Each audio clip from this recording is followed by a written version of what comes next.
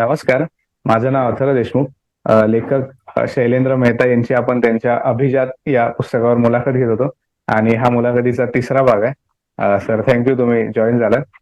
आणि सर तुम्ही पुस्तकात मिलान कुंदेरा यांच्याबद्दल लिहिले आहे आणि हा लेख पुस्तकातील इतर लेखांच्या तुलनेत मोठा आहे. तर मिलान कुंदेरा यांच्या कादंबऱ्यातील पात्रे राजकीय परिस्थितीविरुद्ध ठाम संघर्ष करण्याचा प्रयत्न करतात असे तुम्ही पुस्तकात म्हटले आहे. तर याबद्दल आणि मिलान कुंदेरा यांच्याबद्दल सांगू शकाल का? हो, म्हणजे मिलान कुंदेराला अनेक समीक्षकांनी 20व्या शतकातील सर्वात प्रभावी कादंबरीकार असा त्याचा गौरव केलेला आहे. म्हणजे गेल्या वर्षीच 11 जुलैला त्याचं निधन झालं आणि तो चेकोस्लोवाकियाचा मूळ चेकोस्लोवाकियाचा लेखक तो एक चित्रपट निर्माता पण होता, एक बुद्धिजीवी होता आणि एका प्रभावशाली पिढीचा तो भाग होता, जी दुसऱ्या विश्वयुद्धाच्या शांतीनंतर म्हणजे ते अशांत काळानंतर जी वयात आली आणि त्या पिढीच्या अनेकाप्रमाणे त्यावेळी मिलान कुंदेरा ज्यावेळी कम्युनिस्टांचा प्रभाव फार होता युरोपमध्ये, तो कम्युनिस्ट चळवळीतनं आलेला माणूस होता आणि त्याच्यानंतर त्याने जे राजवटीवर टीका केली त्यामुळे त्याची पक्षातून हकालपट्टी वगैरे झाली. परत त्याला एक सन्माननीय लेखक म्हणून पक्षात परत बोलावलं गेलं. पण असे अनेक त्याने वेगवेगळे अनुभव घेतलेले होते आणि त्यानं सुरुवातीला आपल्या प्राग युनिव्हर्सिटीमध्ये त्याने साहित्याचा आणि सौंदर्यशास्त्राचा अभ्यास केलेला होता आणि वयाच्या 38व्या वर्षी त्यानं आपली पहिली द जोक ही कादंबरी. त्याच्यात काय होतं की एक अल्पवयीन विद्यार्थी आपल्या गर्लफ्रेंड आपल्या प्रेयसीला भेट कार्ड म्हणून एक त्याच्यावरती एक वाक्य लिहितो की आशावाद म्हणजे जनतेची अफू, निरोगी वातावरणात मूर्खपणाचा दुर्गंध असतो, ट्रॉट्स्की चिरायू. हे तिकडच्या त्या काळातील राजवटीला काही पटत नाही आणि त्या मुलाची युनिव्हर्सिटी विद्यापीठामधनं हकालपट्टी केली जाते, पण त्याला सक्त मजुरीची शिक्षा देण्यात येते आणि त्याला खाणीमध्ये मजूर म्हणून पाठवलं जातं.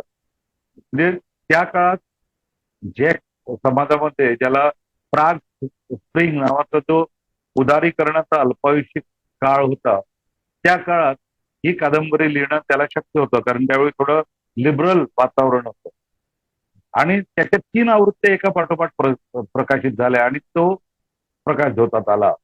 त्याच्यानंतर तो फ्रान्समध्ये स्थलांतरित झाला आणि त्यानं फ्रेंच भाषेत लिहायला सुरुवात केली. आता त्याचे जे साहित्य आहे त्याच्यात तुम्हाला जास्त म्हणजे प्रेम, स्मृती, राजकारण, अस्तित्ववाद अशा अनेक विषयांचा तो शोध घेतो आणि द अनबॅरेबल लाईटनेस ऑफ बीइंग ही त्याची सर्वात प्रभावशाली कादंबरीशी मानली जाते. आता ही कादंबरी सोव्हिएत वर्चस्वाच्या अशांत वर्षामध्ये प्राग मधील एकमेकांना जोडलेल्या अनेक पात्रांचे ते परीक्षण करते. या कादंबरीत तो तात्विक कल्पनांचा शोध घेतो. मानवी अस्तित्वाचे आवर्ती स्वरूप शोधणारी ही एक कादंबरी आहे आणि ती जागतिक बेस्ट सेलर बनते. त्याच्यात म्हणजे जे कुंदेराच्या शैलीमध्ये जी बौद्धिक गहनता आहे आणि समृद्ध प्रतिकात्मकता आहे, त्याशिवाय त्याचं गद्य जे लिहिलं आहे ते एकदम गीतात्मक आहे.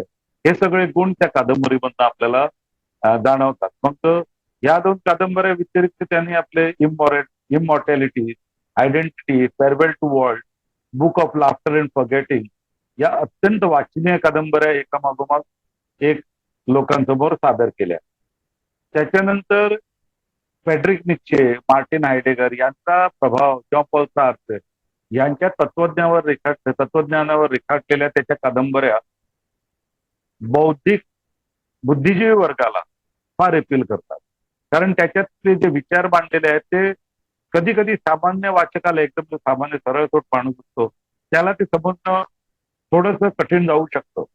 पण ज्यांना काहीतरी थोडंफार वाचलेलं आहे, त्याला वैचारिक काहीतरी वार्ता आहे किंवा वैचारिक काहीतरी बॅकग्राऊंड आहे, त्या माणसांना त्याच्या कादंबऱ्या अत्यंत एकदम एपिलिंग आहे. त्यानं निबंध लिहिलेत, नाटकं लिहिलीत, कविता लिहिल्यात आणि एक अष्टपैलू साहित्यिक म्हणून त्यानं आपलं नाव अधोरेखित केलेलं आहे. आता गेल्या वर्षी तो वारल्यानंतर त्याच्यावरती अनेक लेख प्रकाशित झाले. कारण एका वेगळ्या पिढीचा तो एक रिप्रेझेंटेटिव्ह होता, एक प्रतिनिधी होता. आणि त्याच्यावर पण सुरुवात करून त्याने जे निबंध लिहिले आहेत, जे त्यानं जो गोषवारा घेतलेला आहे पाचव्या साहित्यांचा एका निबंध संग्रहात, तो पण फारच महत्वाचा आहे. त्यानं प्रत्येक लेखकावरती युरोपमध्ये जवळजवळ त्याचे निबंध तुम्हाला सापडतात.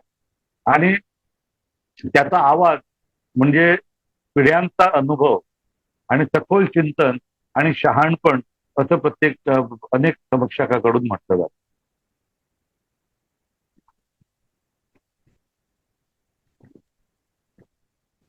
सर, तुम्ही थॉमस पिंचन यांच्याबद्दल पुस्तकात लिहिले आहे. त्यांची कल्पनाशक्ती व गाढ्या अभ्यासामुळे अगणित ऐतिहासिक, सांस्कृतिक आणि वैज्ञानिक संदर्भ शोधून त्यांचे ते वेगळ्या आयामातून स्पष्टीकरण देतात. त्यांच्या अनेक वैशिष्ट्यपूर्ण कथाबीजातून ते सातत्याने प्राधिकारी वर्गाबद्दलची नापसंती व्यक्त करतात, असे तुम्ही थॉमस पिंचन यांच्या साहित्याबद्दल पुस्तकात लिहिले आहे. तर याबद्दल आणि थॉमस पिंचन यांच्याबद्दल सांगू शकाल?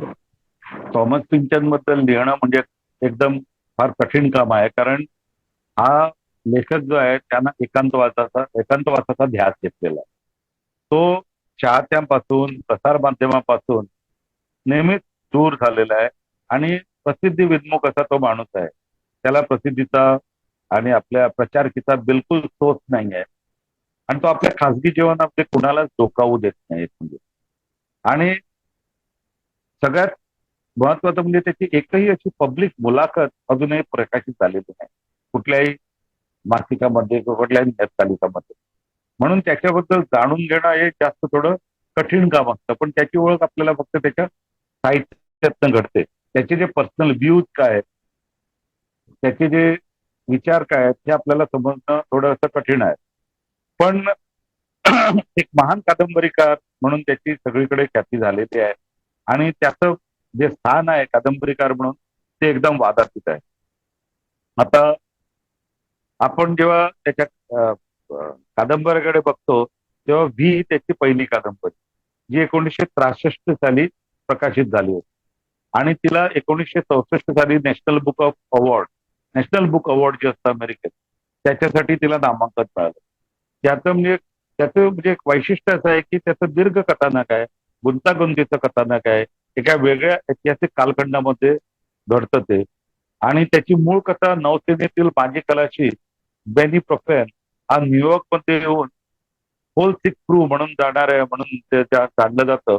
त्या भूमिगत कलाकारांच्या गटाला भेटतो आणि इथून सुरुवात होते.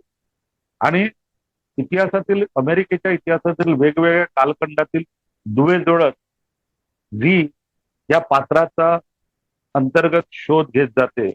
आणि त्यामुळे त्याला एक मोठा चाहता वर्ग मिळाला. त्याच्यानंतर त्याची क्राईंग ऑफ अ लॉर्ड 49 ही एकदम छोटी कादंबरी 66 मध्ये आहे. आणि त्याच्यात ती ओडिपा मास या एका महिलेविषयी आहे. ती आपल्या मृत बॉयफ्रेंडच्या नंतर, बॉयफ्रेंडचं मरण झालेलं आहे, त्याची मालमत्ता तिला मिळते. आणि दोन भूमिगत मेल वितरण कंपन्या, सन अँड टॅक्सीस अँड टिस्ट्रो, या दोन ज्या कंपन्या आहेत त्यांचा सहभाग असलेल्या एका षडयंत्राची ती शोध घेतो.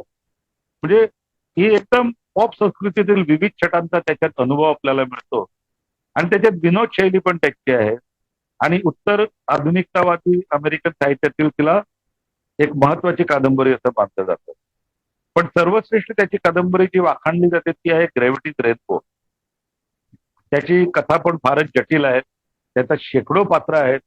आणि दुसऱ्या महायुद्धानंतर त्या दरम्यान ऍक्च्युली जर्मन सैन्याने जे आपल्या रॉकेटचं डिझाईन केलं होतं, उत्पादन केलं होतं, त्याच्यात जे ब्लॅक डिव्हाइस असतो त्याच्या उपकरणाची गूढता शोधण्याचे प्रयत्न त्याच्यात दाखवलेले आहेत. याच्यामध्ये, या कादंबरीमध्ये पण पिंचनच्या जे पॉप संस्कृती, अध्यात्म आहे, भौतिकशास्त्र घ्या किंवा इतिहास घ्या, शस्त्रास्त्र विद्या घ्या, गणित, तत्वज्ञान या विषयावरचा एक सविस्तर अभ्यास आपल्याला, म्हणजे एक लेखक इतक्या साऱ्या विषयावरती कसा अभ्यास करू शकतो त्याचं विस्मयकारक चित्रण आपल्याला घडतं. आणि त्याची सर्वात जाडजूड म्हणजे मोठी कादंबरी म्हणजे ती अगेन्स्ट द डे, जवळजवळ 1085 पानांची कादंबरी, जी 2006 मध्ये प्रकाशित झाली. आणि त्याच्यात पण अनेक प्लॉट्स 100 पेक्षा जास्त पात्र आहेत. आणि ही जे त्याच्यात विनोद, विडंबन, विरोधाभास याच्यातनं एवढ्या मोठ्या कथानकाला तो म्हणजे क्लिष्ट कथानक आहे ते, त्याला रंगतदार बनवायचा तो प्रयत्न करतो. आणि नंतरच्या त्याच्या जे इन्व्हेरंट बायस किंवा ब्लिडिंग एज याही कादंबऱ्या फार म्हणजे प्रसिद्ध झालेल्या आहेत आणि त्याला पुष्कळ वाचक वर्ग जगभरातून त्याला चांगला वाचक वर्ग मिळालेला आहे. आणि पण त्याच्या एकलकोंड्या स्वभावामुळे त्याच्या कादंबरीतील फक्त त्यातून आपल्याला कादंबरीतून आपल्याला फक्त त्याचं जे ज्ञान भांडार आहे त्याचं फक्त दर्शन होतं. आणि त्याच्या पिढीतच नव्हे तर मला वाटतं मागच्या 2 दशकातील सर्वात विद्वान कादंबरीकार असंही त्याला अनेक समीक्षकांनी म्हटलेलं आहे.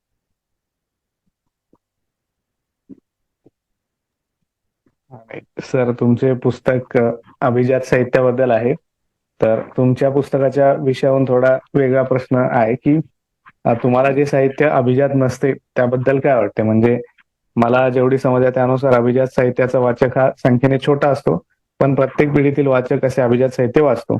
आणि अभिजात नसलेल्या साहित्याचा वाचक संख्येने मोठा असतो, पण तो ते साहित्य प्रकाशित झाल्यानंतरच्या काही काळातीलच असतो. नंतरच्या काळातील वाचक ते साहित्य सामान्यपणे वाचत नाही.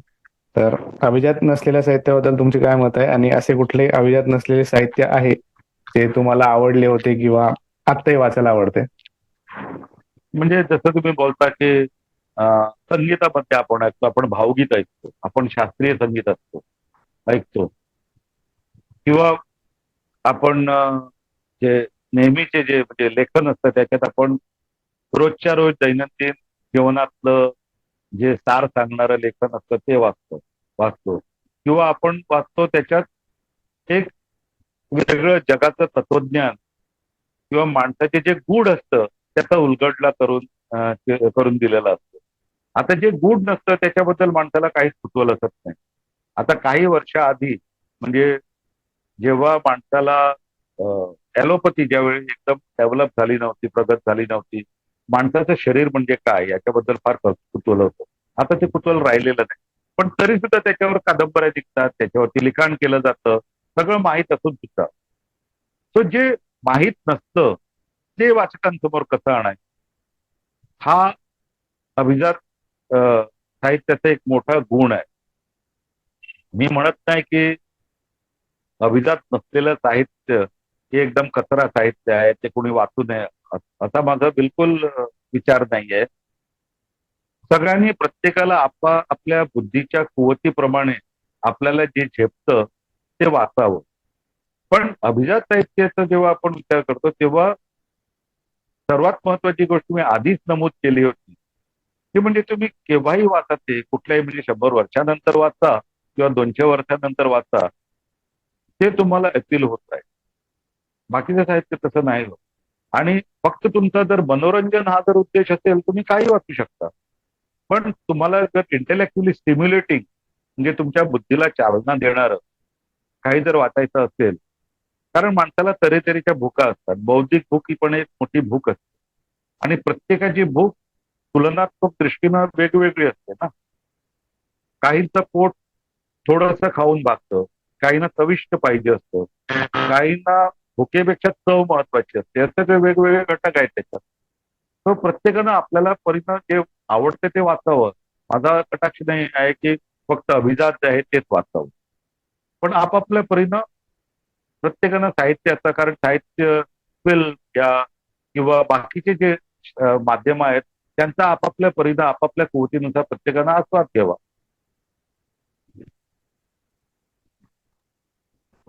Sir, thank you. तुम्ही मुलाखत दिली आणि मला वाटतं मुलाखत खूप चांगली झाली.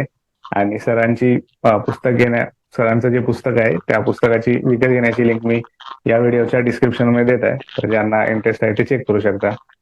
Thank you sir. थँक्यू, धन्यवाद. थँक्यू.